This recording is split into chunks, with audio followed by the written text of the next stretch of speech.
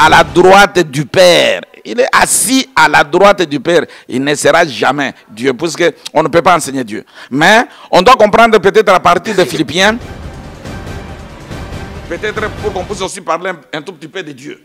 Mais si Jésus est Dieu, mais qu'est-ce que nous parlerons maintenant de ses frères? Jacques, Simon, Jude. Ah, ça dit les frères de Dieu. Non. Jésus avait une famille. Jésus avait ses frères.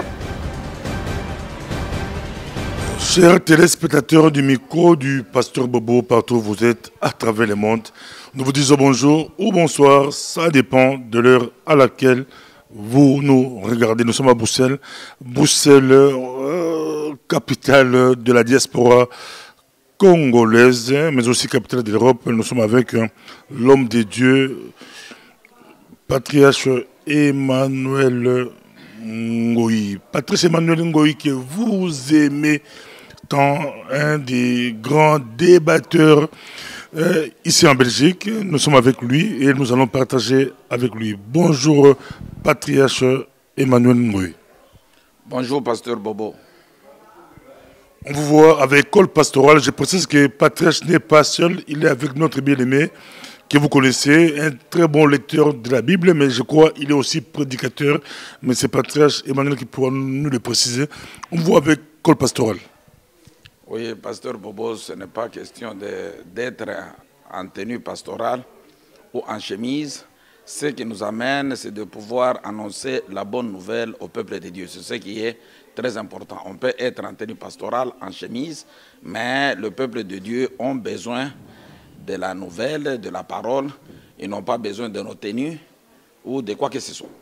Un bien-aimé de Texas vous regarde aussi. Lui, il nous dit souvent, mais je ne comprends pas Patrice Emmanuel, je le suis souvent, mais c'est un homme vraiment spirituel. Mais des fois, il vient avec des croix, des fois, il vient avec des cols pastorales. On ne vous comprend pas, vous qui êtes spirituel, mais charnel des fois. Non, la spiritualité, puisque la parole de Dieu nous dit ceci, vous êtes un livre écrit en dedans et en dehors. La spiritualité, ce n'est pas l'apparence. D'ailleurs, le Dieu qui a fait le monde ne considère pas ce que l'homme est en train de considérer, ne regarde pas ce que l'homme est en train de considérer. Ce n'est pas puisque je suis en tenue pastorale que je suis devenu un homme de Dieu, non. On ne voit pas l'apparence, il faudrait voir le message, le contenu du message, ce que Dieu nous a donné afin que nous puissions maintenant partager avec le peuple de Dieu ce qui est très nécessaire. Je peux être en tenue ou en tenue militaire, bon, puisque je suis aussi militaire de Dieu, cela dépend. Un bien-aimé d'Angola m'a appelé ce matin pour savoir la réaction du patriarche Emmanuel. Pasteur Philippe Mukwege vous a corrigé ou contredit selon les autres. D'autres diront, par rapport à l'autruche, il y a eu un grand débat entre vous et Roger Buleli. On vient de vous corriger. Est-ce que vous avez suivi ou contredit, vous avez suivi la vidéo, votre réaction? Bon, je n'ai pas suivi la vidéo. Et puis souvent, bon, parmi les gens qui sont venus, à qui on a fait un débat, d'abord j'apprécie Roger Buleli qui est circoncis, mais les gens qui ne sont pas circoncis, je ne peux pas perdre mon temps pour pouvoir les suivre. Bon, puisque sur l'Autriche, j'ai donné un verset biblique là où mon frère Roger Buleli était d'accord avec moi que Jésus n'est pas un idiot, Jésus il est intelligent, il ne peut pas être un fou. Bon, souvent quand quelqu'un contredit, bon, je remercie Dieu parce qu'il est en train de manifester tout simplement son ignorance et son incirconcision. Moi, je ne peux pas suivre un incirconcis dans tout ce qu'il est en train de dire. Patrice Emmanuel, il faut d'abord suivre parce que vous êtes obligé de les suivre. On nous appelle, vraiment, c'est les micros du pasteur Bobo, on nous suit. Ça, c'est l'Angleterre qui nous appelle. On nous appelle souvent, mais on va essayer d'éteindre notre GSM parce que trop d'appels. Patrice Emmanuel, vous êtes obligé de suivre l'émission. On a des appels de partout. Vous devrez réagir par rapport à cela. Mais nous passons. Nous sommes avec vous. Votre présence aujourd'hui, pourquoi vous êtes là? Oui, je préférais partager avec le peuple de Dieu sur la Trinité. Bon, j'ai trouvé que c'était nécessaire de pouvoir éclairer le peuple de Dieu sur ces sujets, puisqu'il y a tant de confusion sur la personne de Jésus, le Saint-Esprit et Dieu lui-même. C'est ce que j'ai préféré afin de pouvoir éclairer et donner un peu de précision au peuple de Dieu. Au bout de ce temps, vous parlez de Jésus, vous parlez de la Trinité, vous parlez du Saint-Esprit, votre position. On vous laisse le temps. On vous suit, Patrice Emmanuel Roy. Et avant d'entrer dans le vif du sujet, j'aimerais d'abord remercier, rendre grâce à notre frère Chora Kwetu, qui a tout fait grâce à sa télé de pouvoir distribuer nos vidéos. Et on a eu des appels des États-Unis, des appels du Canada. Nous les bénissons et nous rendons gloire à Dieu pour tout ce qu'il est en train de faire pour l'épanouissement de la parole de Dieu. Et nous remercions aussi les frères et sœurs qui sont au Canada, aux États-Unis, partout au monde, surtout ici à Belgique, en France, qui nous soutiennent concernant l'œuvre de Dieu. Mais avant de pouvoir parler sur la Trinité, je voudrais d'abord souligner quelque chose. Nous avons des églises monothéistes. Les églises monothéistes, nous avons de grandes églises monothéistes. La plus ancienne, c'est le judaïsme. Le deuxième, nous avons le christianisme et l'islam. Ce sont les églises qui reconnaissent que Jésus, que Dieu est unique. Mais pourquoi aujourd'hui on doit parler sur la Trinité? Il y a quelque chose qu'il faudrait d'abord éclairer au peuple de Dieu. C'est une secte. Une secte est l'ensemble des opinions de ceux qui se sont détachés de la vraie foi. Groupe de ceux qui professent cette doctrine divergente. Et une secte est un groupe bien organisé, une communauté mystique sous l'influence d'un maître, d'un gourou, archevêque, évêque, pape, prophète.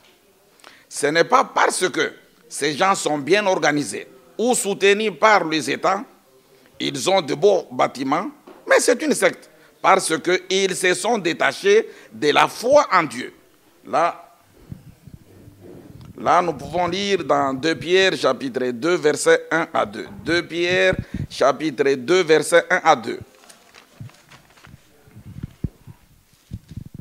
Nous lisons 2 Pierre, chapitre 2, versets 1 à 2. Rejetant donc toute malice et toute ruse, la dissimulation d'envie et toute médisance, désirez comme des enfants nouveau-nés. C'est 2 Pierre chapitre 2, versets 1 à 2. 2 Pierre chapitre 2, versets 1 à 2. Verset 1 à 2. Oui. Les faux docteurs, comme titre. Il y a eu parmi le peuple des faux prophètes, et il y aura même parmi vous des faux docteurs qui introduiront des sectes pernicieuses et qui régnant le maître qui les a rachetés attireront sur eux une ruine soudaine. Plusieurs les suivront dans leur dissolution et la voix de la vérité sera calomniée à cause d'eux. Les églises chrétiennes ont abandonné la foi. Leur foi vient de la parole de Dieu. La parole de Dieu, comme je vous ai toujours dit, ne peut pas donner la foi à qui que ce soit. Mais pour eux, quand ils parlent de la foi, leur foi vient de la parole de Dieu. Or, la parole de Dieu ne peut pas donner la foi. C'est la raison pour laquelle partout, là où les gens vous disent ils ont la foi et leur foi provient de la parole de Dieu, c'est complètement une secte. Parce que si nous lisons dans la parole de Dieu, Romains chapitre 10, verset 17, Romains chapitre 10, verset 17, on dit ceci.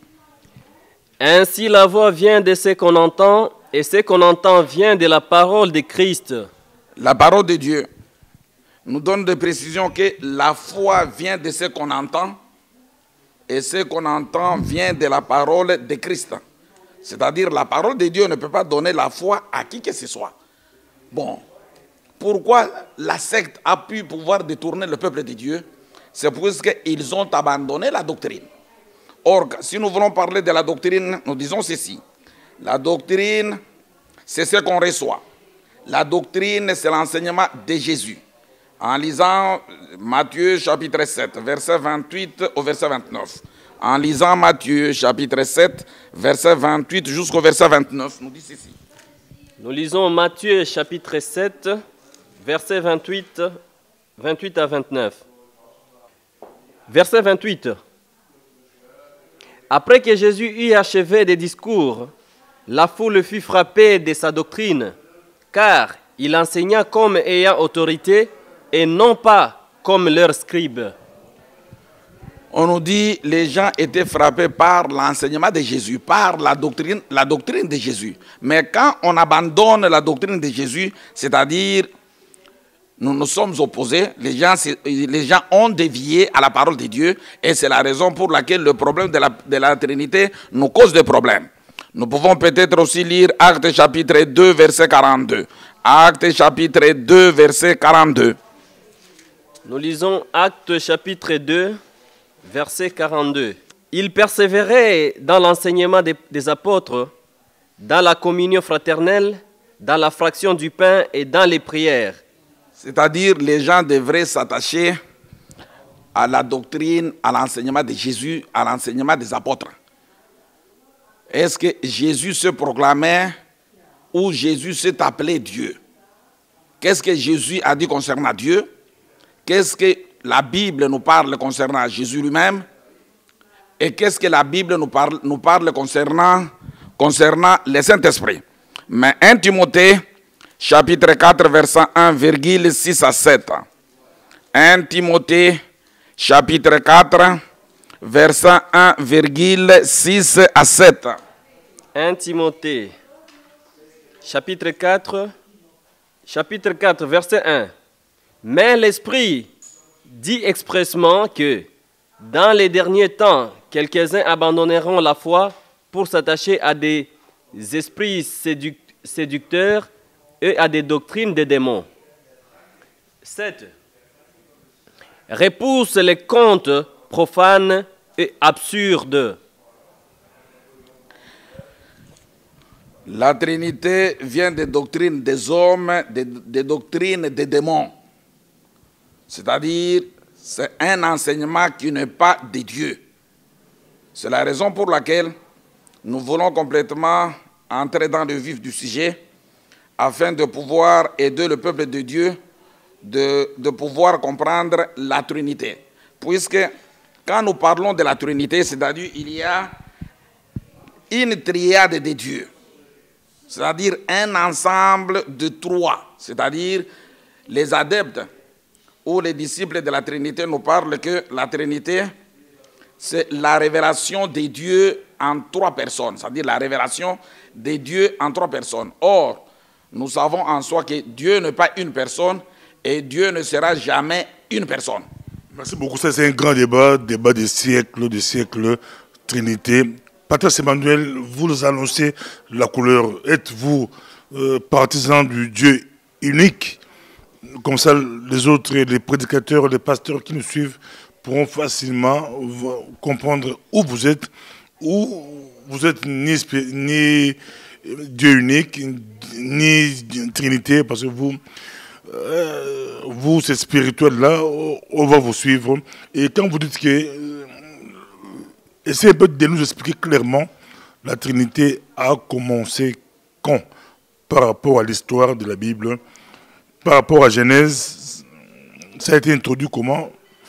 Parce que directement, vous qualifiez la Trinité comme étant une fausse doctrine. Pasteur Bobo, la Trinité vient d'une origine païenne. Ça ne vient pas de Dieu. C'est la raison pour laquelle vous verrez en Inde, il y avait cette Trinité. En Égypte, il y avait cette Trinité. Là, on parle des dieux Horus, Isis.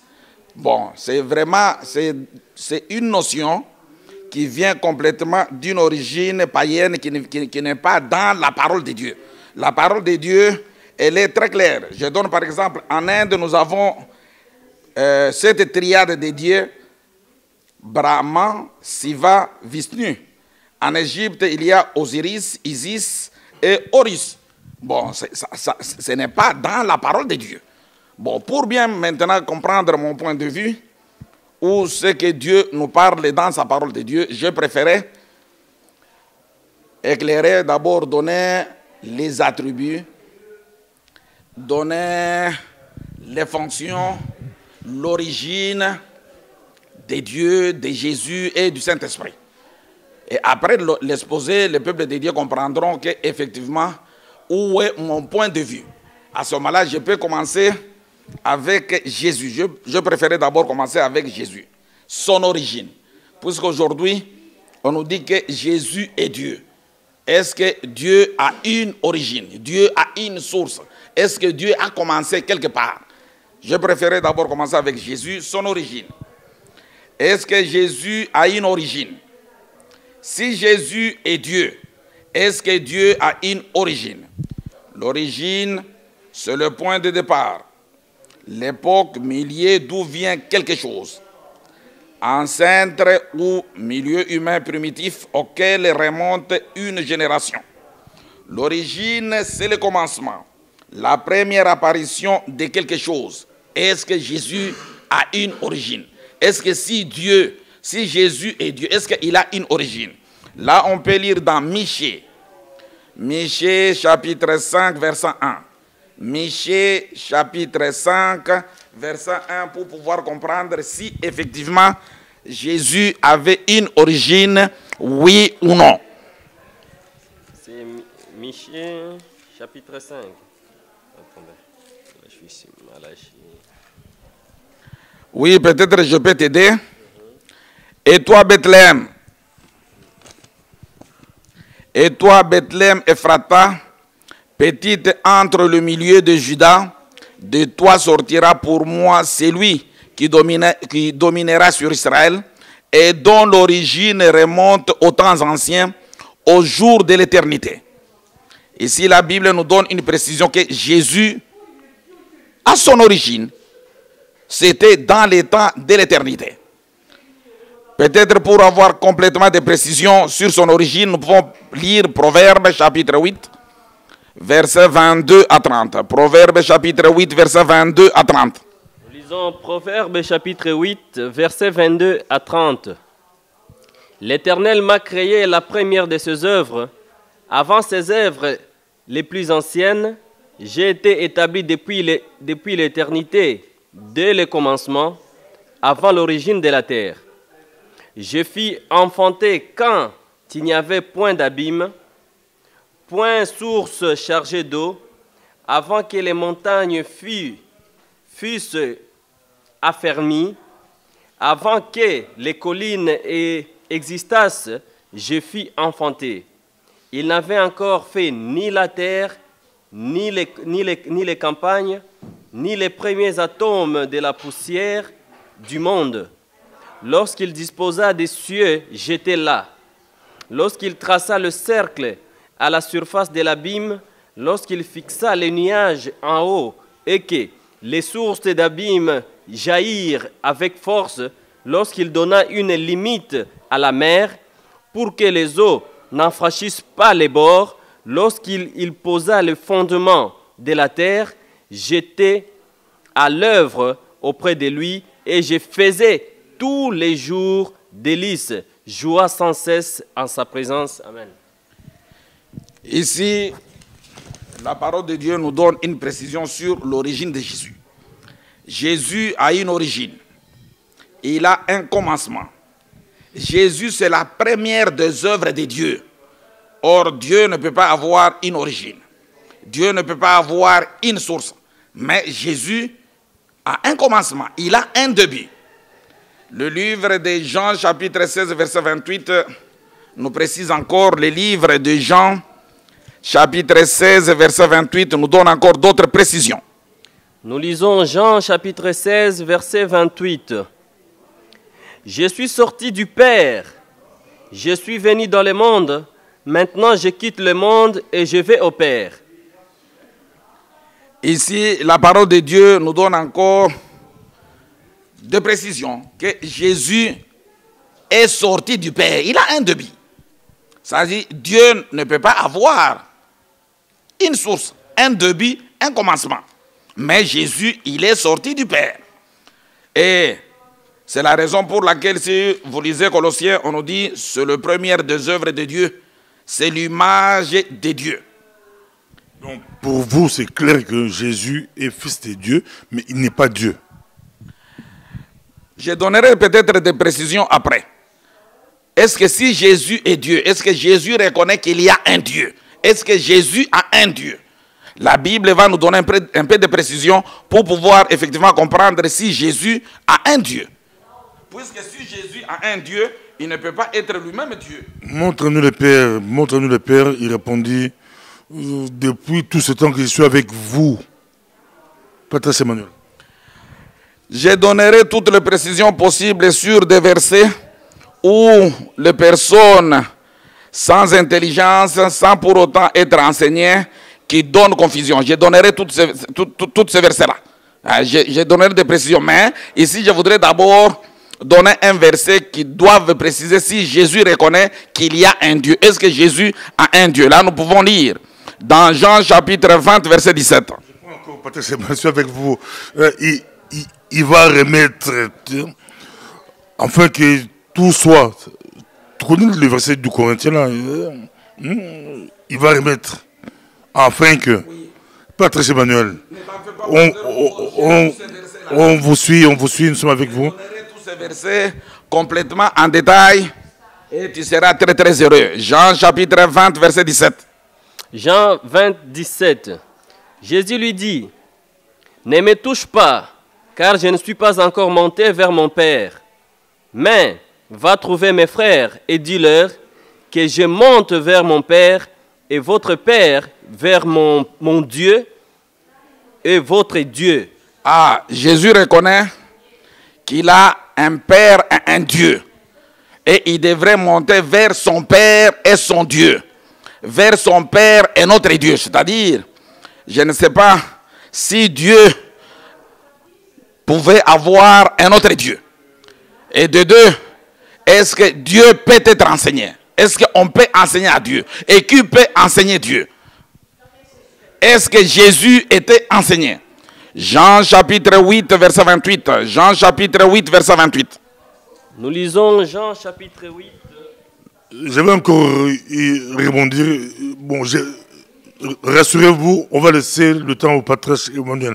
Quand les attributs de Dieu se retrouvent aussi en Jésus, la réaction du patriarche, tu n'adoreras que ton Dieu, mais on adore Jésus.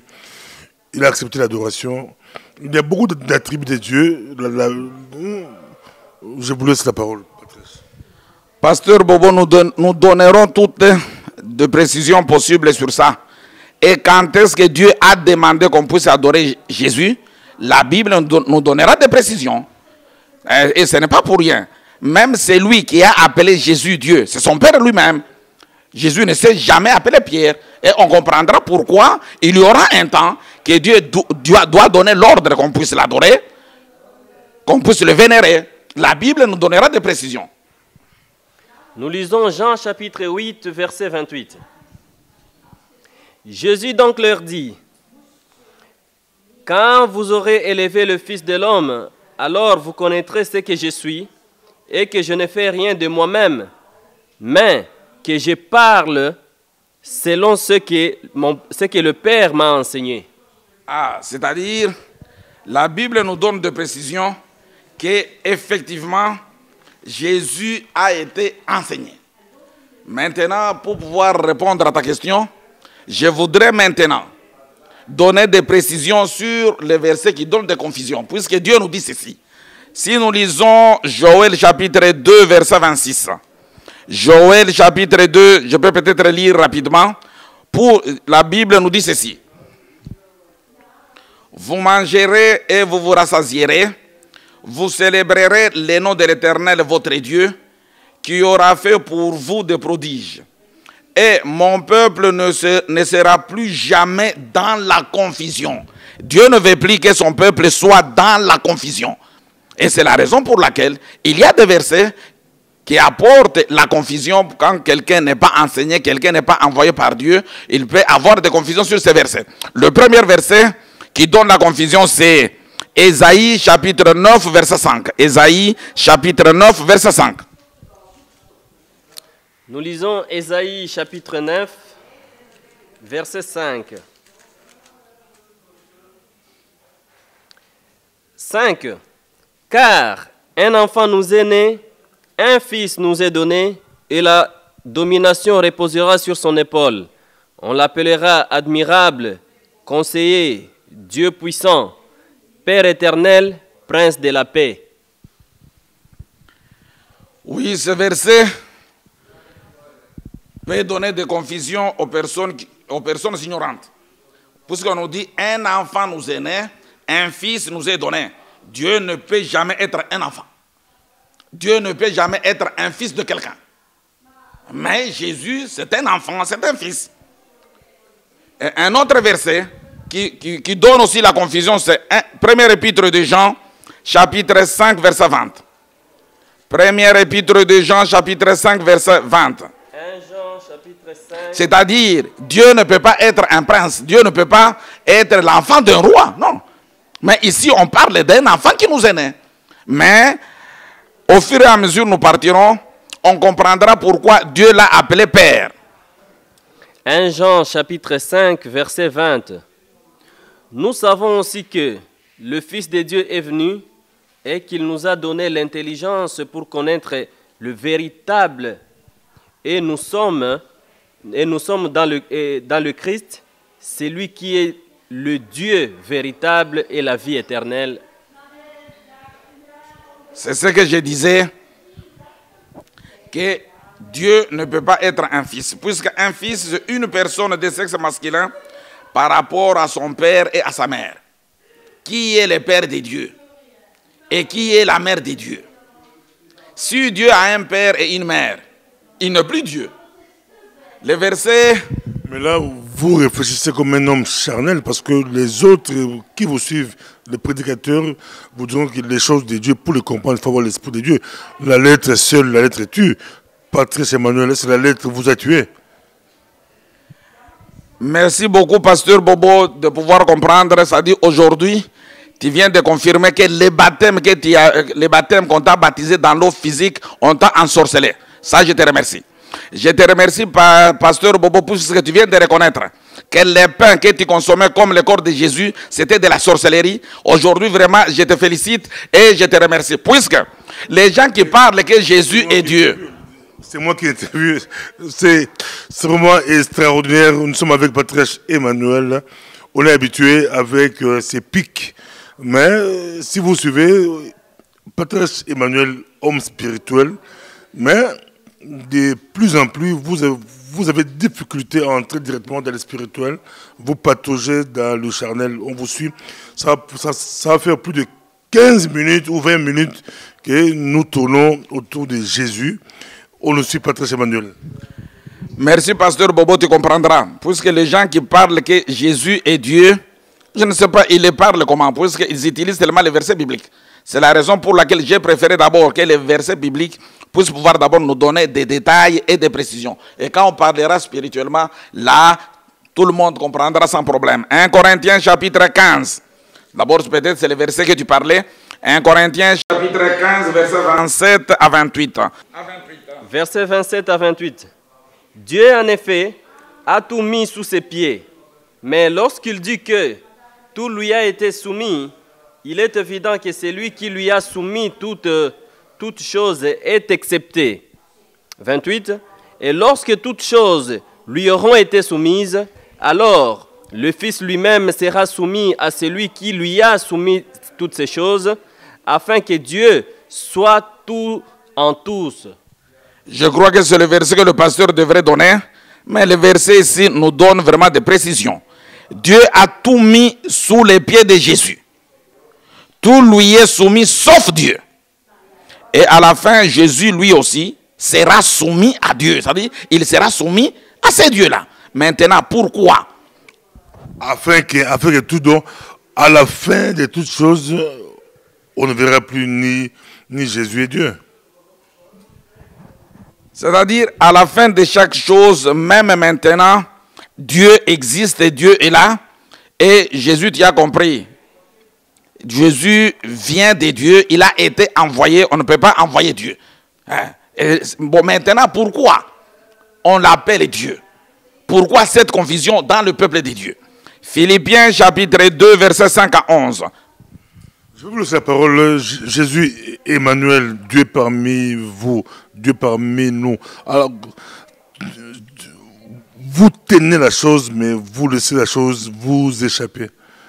Patrice Emmanuel, à la fin de toutes choses, quand il va terminer sa mission, c'est là où il y a un problème. C'est là où les gens, ceux qui défendent que Jésus est Dieu, bon, je vais leur laisser le temps et ils viendront même débattre avec vous. Mais c'est là le grand débat. Quand Jésus va terminer sa mission, il sera lui-même soumis à Dieu, mais afin que. Donc il va. C'est comme si quand il va terminer sa mission principale, il va revenir à Dieu, et, afin que. Donc. Le verset dit clairement qu'il sera soumis à Dieu à ce moment-là. Dieu s'est fait chair et ce Dieu-là va revenir en Dieu, afin que. Je vous laisse la parole pour partager. Merci beaucoup, Pasteur Bobo. Bon, je crois peut-être que tu y as répondu. Toi-même, tu as dit qu'à la fin de la mission, mais il y a quelqu'un qui avait déjà vu Jésus. C'est notre frère Étienne. On a dit quand il a eu l'Esprit de Dieu, Étienne nous dit ceci, il a vu le ciel ouvert et le Fils de Dieu assis à la droite du Père. Il est assis à la droite du Père. Il ne sera jamais Dieu, puisqu'on ne peut pas enseigner Dieu. Mais on doit comprendre peut-être à partir de Philippiens, pourquoi on l'appelle Dieu, pourquoi cette confusion. Philippiens chapitre 2, versets 5 à 11. Philippiens chapitre 2, versets 5 à 11. Et en vous les sentiments qui étaient en Jésus-Christ, lequel, existant en forme de Dieu, n'a point regardé comme une proie à arracher d'être égal avec Dieu, mais s'est dépouillé lui-même en prenant une forme de serviteur, en devenant semblable aux hommes et ayant paru comme un simple homme. Il s'est humilié lui-même, se rendant obéissant jusqu'à la mort, même jusqu'à la mort de la croix. 9. C'est pourquoi aussi Dieu l'a souverainement élevé et lui a donné le nom qui est au-dessus de tout, afin qu'au nom de Jésus, tout genou fléchisse dans les cieux, sur la terre et sous la terre, et que toute langue confesse que Jésus-Christ est Seigneur, à la gloire de Dieu le Père. Je vais vous laisser le temps parce que l'heure avance vraiment, on nous signale, mais c'est un grand débat, un débat qui a commencé depuis des siècles. Le débat continue, le débat. Vous citez Étienne qui voit Jésus à la droite du Père, mais Jean dans la Révélation, dans l'Apocalypse, Jean voit autre chose. Jean ne voit pas Jésus à côté du Père. Patrice Emmanuel, là, mais la Bible, je vous laisse la parole. Merci beaucoup, Pasteur Bobo. La parole de Dieu nous dit ceci. Après avoir été soumis à son Père, comme il a démontré qu'il était obéissant, après avoir réussi sa mission, après avoir été fidèle à son Père l'a élevé et lui a donné un nom qui est au-dessus de tout nom. Et son Père lui-même l'a appelé Dieu. C'est son Père qui l'a appelé Dieu. Lui-même ne s'est jamais proclamé Dieu. Hébreux chapitre 1, verset 3 à 6, 8-9. Hébreux chapitre 1, verset 3. Verset 3. Et qui étant le reflet de sa gloire et l'empreinte de sa personne, et soutenant toutes choses par sa parole puissante, a fait la purification des péchés, et s'est assis à la droite de la majesté divine dans le lieu très haut. 6. 3 à 6. Très haut. Devenu d'autant supérieur aux anges qu'il a hérité d'un nom plus excellent que le leur. 8 à 9. 8 à 9. Mais il a dit au Fils, ton trône, ô Dieu, est éternel. Le sceptre de ton règne est un sceptre d'équité. Tu as aimé la justice et tu as haï l'iniquité. D'ailleurs, compte tenu du temps, je peux peut-être être vraiment très rapide afin que le peuple de Dieu puisse pouvoir comprendre. D'abord, dans la Bible, ce n'est pas seulement Jésus qu'on appelle Dieu. Paul a été appelé Dieu. Si vous lisez Actes chapitre 28, verset 6. Actes chapitre 28, verset 6. Moïse a été appelé Dieu. Si vous lisez Exode chapitre 7, verset 1.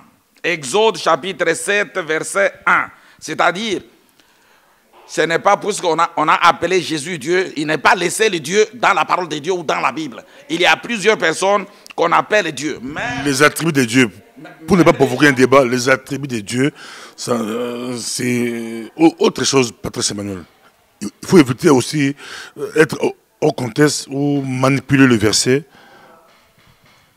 Je te suis. C'est la raison pour laquelle je t'avais dit que je vais donner des versets qui donnent confusion. Exemple, quand Jésus dit « Je suis dans le Père et que le Père est en moi ». Jean chapitre 14, verset 8 à 12. Jean chapitre 14, verset 8 à 12. C'est question de temps, mais j'espère que tu ne peux pas oublier que tu m'as promis 20 minutes et je vais récupérer mes 20 minutes de la fois passée. Ne sois pas pressé, pasteur Bobo. J'espère que tu es pasteur, tu dois respecter aussi ta parole. Jean. On n'est pas pressé, vous aurez votre temps, mais l'émission sera en 2 temps parce que le sujet est très important. Tu as pris plus de 40 minutes pour parler de Jésus. Je crois il y a le Saint-Esprit, il y aura Dieu, on aura le temps. Donc, je crois on pourra aujourd'hui peut-être terminer par Jésus et puis prochainement pour permettre aux autres de bien comprendre votre pensée. Ça peut être partie 1, partie 2, partie 3. Bon, on verra, mais voyons voir d'abord ce qui est très important, afin que le peuple de Dieu puisse pouvoir peut-être comprendre quelque chose. Jean chapitre 14, verset 8 à 12. Nous lisons Jean 14, verset 8 à 12. Philippe lui dit, « Seigneur, montre-nous le Père, et cela nous suffit. » Jésus lui dit, « Il y a si longtemps que je suis avec vous, et tu ne m'as pas connu, Philippe. Celui qui m'a vu a vu le Père. Comment dis-tu, montre-nous le Père? Ne crois-tu pas que je suis dans le Père et que le Père est dans moi? Les paroles que je vous ai dites, je ne les dis pas de moi-même, et le Père qui demeure en moi, c'est lui qui fait les œuvres. » Je crois que je vais maintenant donner des précisions, puisque ici, Jésus dit que je suis dans le Père et le Père est dans moi. C'est-à-dire, qu'est-ce que ça explique? Tout ce que Jésus faisait, tout ce qu'il disait venait de son Père. Jésus manifestait la volonté de son Père. C'est comme ce que disait Paul dans Galates chapitre 2, verset 20. Galates chapitre 2, verset 20. Paul dit ceci, « J'ai été crucifié avec Christ. Et si je vis, ce n'est plus moi qui vis, c'est Christ qui vit en moi. Si je vis maintenant dans la chair, je vis dans la foi au Fils de Dieu, qu'il m'a aimé et qu'il s'est livré lui-même. » Paul voudrait dire ceci, que tout ce que Paul faisait, c'était la volonté de Dieu.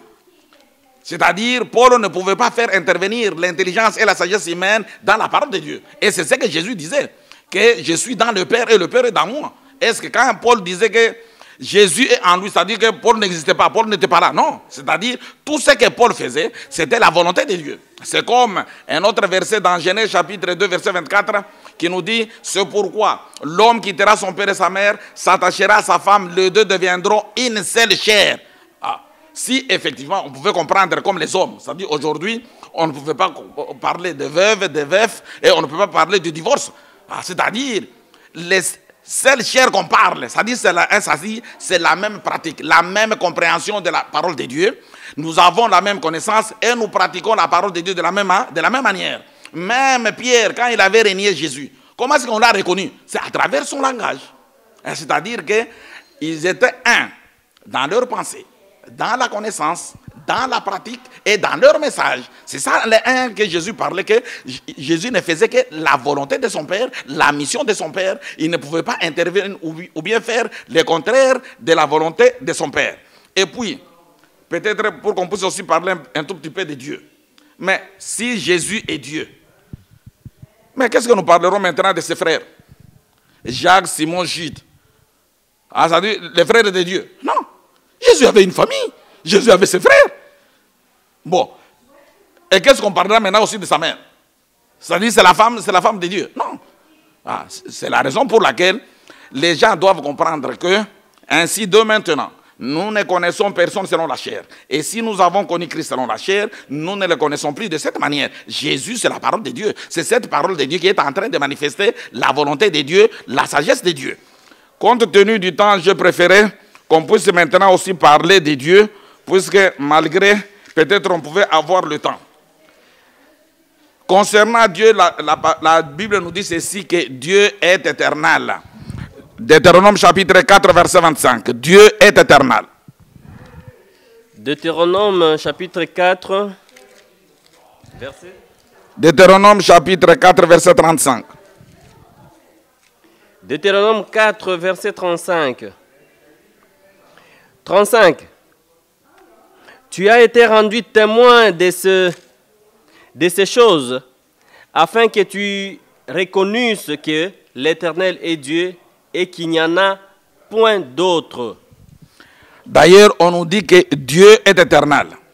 Éternel qui est hors du temps, qui n'a pas eu de commencement et n'aura pas de fin, qui a une valeur d'éternité, qui est de tout temps. Et la même parole de Dieu nous dit que Dieu est immortel. 1 Timothée chapitre 1 verset 17, je peux lire rapidement. 1 Timothée chapitre 1 verset 17 nous dit ceci. Au roi des siècles, immortel, invisible, c'est le Dieu, soit honneur et gloire au siècle des siècles. C'est-à-dire immortel, qui n'est pas sujet à la mort, qui survit, qui doit survivre éternellement. La même parole de Dieu nous dit ceci. Dieu est omnipotent, c'est-à-dire le Tout-Puissant. Dieu est omnipotent, c'est-à-dire le Tout-Puissant. Là, vous pouvez lire dans Genèse chapitre 17, verset 1. Genèse chapitre 17, verset 1 nous dit ceci. Lorsqu'Abraham fut âgé de 90 ans, l'Éternel apparut à Abraham et lui dit, « Je suis le Dieu Tout-Puissant, marche devant ma face. » C'est-à-dire, le seul Tout-Puissant, c'est seulement Dieu. Dieu est omniprésent. Là, Psaume chapitre 39, versets 7 à 10. Dieu est omniprésent. Psaume chapitre 139, versets 7 à 10 nous dit ceci.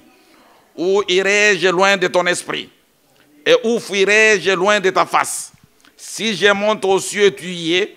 Si je me couche au séjour des morts, tu y voilà.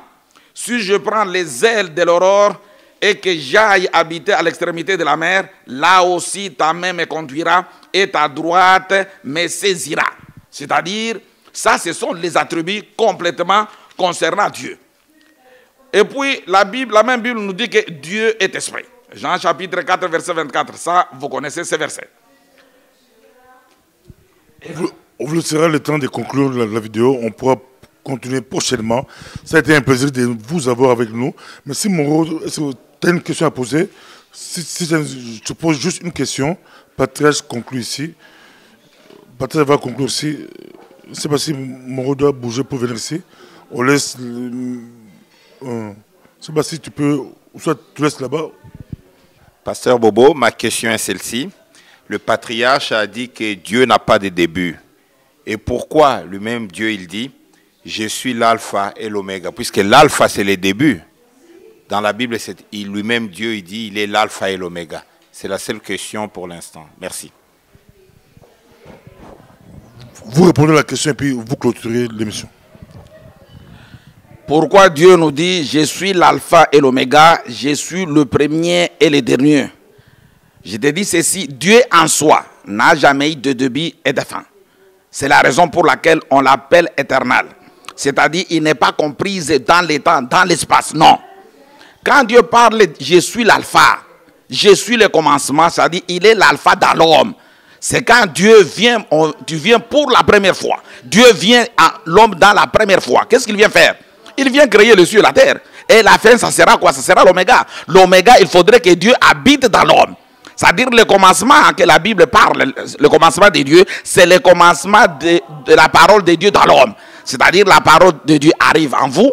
Cette parole te crée afin que tu puisses avoir l'intelligence et la sagesse de Dieu. Cette parole te corrige, cette parole te donne la vie. Et la fin, Dieu doit habiter dans l'homme. Mais en soi, Dieu n'a jamais eu de début et Dieu n'a jamais eu de fin. Il est éternel. Peut-être le dernier mot pour pouvoir clôturer compte tenu du temps.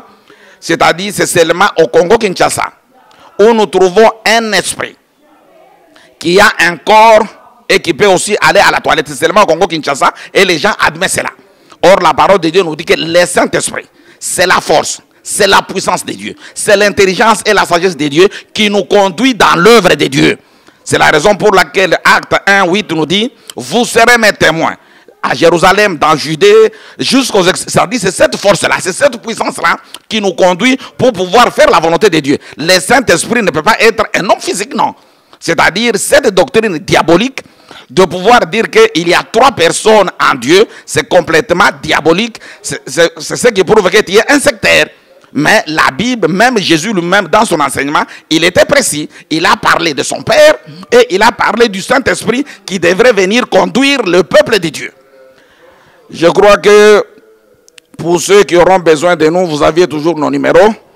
C'est les 0032 488 246 731 ou les 0032 466 246 731. Et nous disons grandement merci à notre sœur Béa du Canada avec tout ce qu'elle a fait afin que cette mission puisse pouvoir parvenir au peuple de Dieu. Que la grâce de Dieu soit avec vous tous et je vous remercie. Merci beaucoup, c'est votre mot de la fin. Honorez encore Patriarche Emmanuel. Ne pleurez pas, il a pris presque 1 heure, c'est beaucoup. Prochainement, il parlera de Dieu et après, soit il va commencer avec le Saint-Esprit et il va terminer par Dieu et on verra. C'est la Trinité qui parle, c'est par rapport aux catholiques ou par rapport aux autres. On aura le temps. Prédicateur, si vous voulez un débat, n'hésitez pas à nous contacter. Vous pouvez intervenir, appuyer ou contredire selon ce que Dieu vous inspire. Nous rappelons que sur l'Autriche, il y a un message de contradiction qui est sur le net. Vous pouvez les suivre. Patriarche aussi doit les suivre. Nous voulons qu'il puisse les suivre, donner son avis. C'est pour prochainement. Merci beaucoup. Que Dieu vous bénisse. À la prochaine.